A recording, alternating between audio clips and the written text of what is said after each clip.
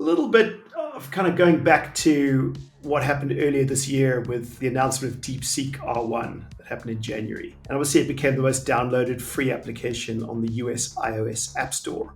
It even surpassed ChatGPT in terms of download. So amazing, a lot of press around it, and hype, and obviously seemed to build an AI model at a fraction of the cost of tech company giants like OpenAI and Anthropic and Google. And I guess these Chinese models are now being integrated into different platforms as well. I don't know if you heard that Lenovo laptops are now actually having DeepSeek built into them, which is interesting. Wow. So, Interesting. you sort of start looking at this rollout of all these large language models. And, while it's an amazing development, it obviously, goes a long way towards democratizing AI models. It could be a risk that many users aren't thinking about. So we've all used, most of us, should I say, have used a natural language processor or a large language model. And, we can all sort of attest to how useful they are. I know just personally, and, between all of us, it helps us work a lot more efficiently. And, outside of the general kind of to-do requests that you have, or actionable items, I found myself, and a point that we've touched on as well, you find yourself, especially through these conversational interfaces, engaging, with a large language model about politics or history or philosophy. And you can have really engaging conversations, and you can almost have a rapport that, is very close to a natural conversation. So kind of given this friendly voice and believable personality, it's pretty easy to forget what's going on behind the scenes.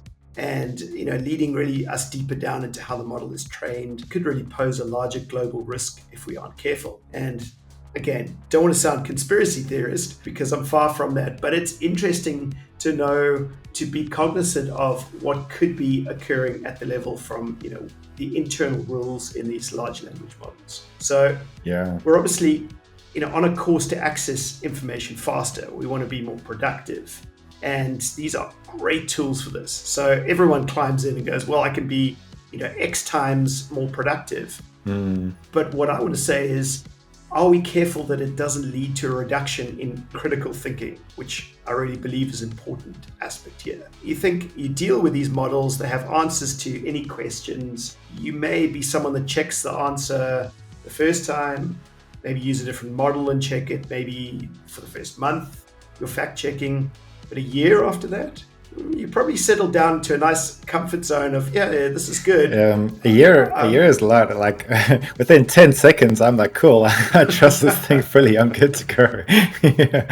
Well, I'm not fact checking anything here, which is bad. But that's the thing. There's, you only have to check a few things to think, wow, this has nailed it. This is the knowledge I was looking for. It raised it up. Yeah, perfect. I would generally fact check against my own knowledge. I'll ask it something and sort of go, it's answering as, based on what I know of other things, and I can see that it's doing well. But that's about as far as I go.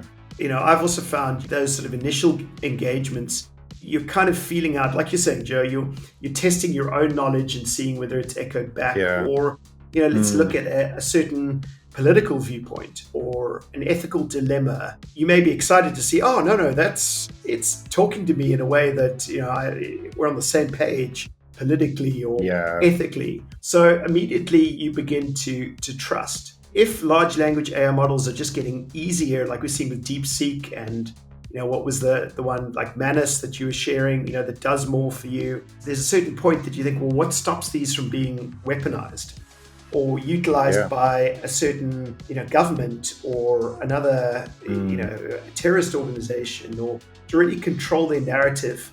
Whether it can even be subtle, I presume, too, right? It's not like outright you ask a question that gives you like, oh yes, socialist is the best form of government. It's not like being outright obvious about it, but it can be like you're asking something about a certain famous person who's, quite controversial, and just the way it answers, it can guide your opinion on that person. It can be like, yes, this is a misunderstood character. He's done a lot for the world. He's he's put through all these initiatives and he has all these charities. And you're like, wow, this is actually like a really good person. Meanwhile, it's just the AI model has got a either programmed or data bound bias to giving that kind of answer and pushing that agenda, and you don't know it. It's like super subtle. It's just giving information,